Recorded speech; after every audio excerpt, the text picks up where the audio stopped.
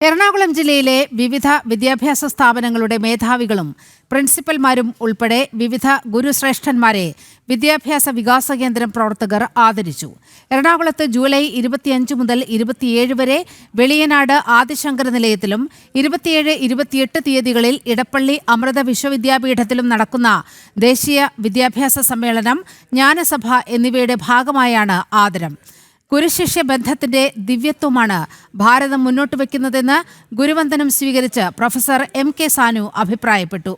ലോകത്ത് ഭാരതം മുന്നോട്ട് വയ്ക്കുന്ന സമന്വയത്തിന്റെ സന്ദേശത്തിന് വലിയ പ്രാധാന്യമുണ്ടെന്ന് ബാലഗോകുലം, തപസ്യ, കലാസാഹിത്യവേദി തുടങ്ങിയ ഒട്ടേറെ സാംസ്കാരിക പ്രസ്ഥാനങ്ങളുടെ സ്ഥാപകനും മാർഗദർശിയുമായ M.A. കൃഷ്ണൻ അഭിപ്രായപ്പെട്ടു.